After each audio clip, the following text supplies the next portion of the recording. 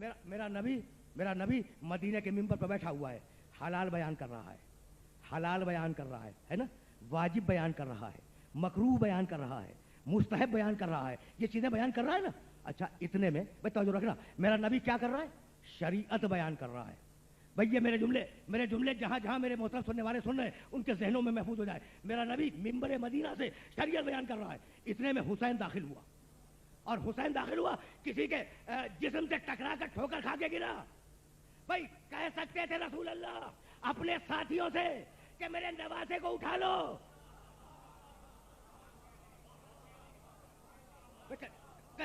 کہہ سکتے تھے یا نہیں کہ بھائی میرے نواسے کو اٹھا لو، لیکن کہا نہیں. خطبہ روکا، ممبر سے اترے گئے، حسین کو گود میں لیا، پھر ممبر پہ آئے، اسی مقام پہ آ کے بیٹھ گئے. ایک نے دوسرے سے کہا نواسے کو بہت چاہتے ہیں. بھائی سننا اس لیے کچھ کہنا چاہ رہا ہوں. ایک نے دوسرے سے کہا کہ نواسے کو بہت چاہتے ہیں. یہ آواز محمد کے کان تک گئی، کہنے لگے نواسا نہیں ہے.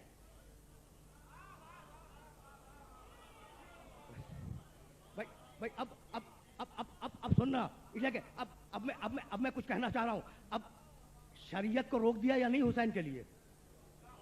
رسول نے بیان کر رہے تھے نا شریعت کو رسول نے روک دیا. ابھی جملہ کروں گا کہ میرے رسول نے کیا کہا.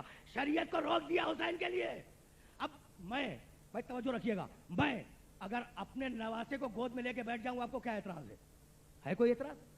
بھائی میرا نواسا ہے میں اسے گود میں لے کے زمین پہ بیٹھ جاؤں، لیکن اگر میں نواسے کو گود میں لے کے ممبر پہ آ جاؤں تو پورا مجمع میری جان کو آ جائے گا کہ بھائی آپ کا نواسا ہے اپنے ذاتی گھر میں جا کے کھلائیے، یہ سرکاری جگہ ہے، یہاں نواسے کا گزر نہیں ہے.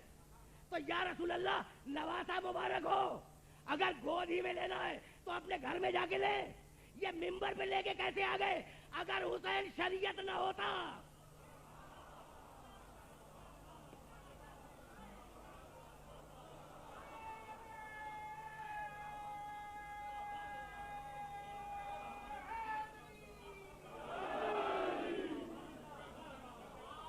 بھائی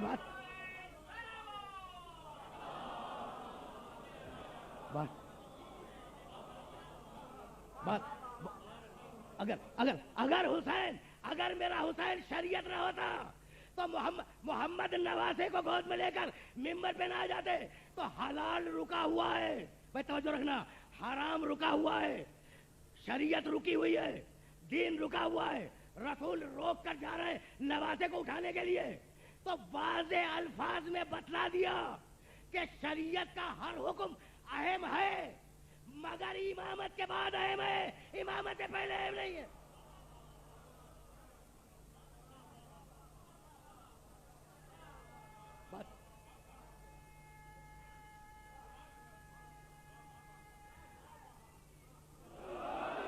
بھائی باتیں میرے محترم سننے والوں تک پہنچ رہی نا. بھائی توجہ ہاتھ مبذول رکھنا، اس لیے کہ جانا مجھے آگے. اب اگر محمد آیا ہے انصاف کے لیے تو تم بھی محمد کے ساتھ انصاف کرو.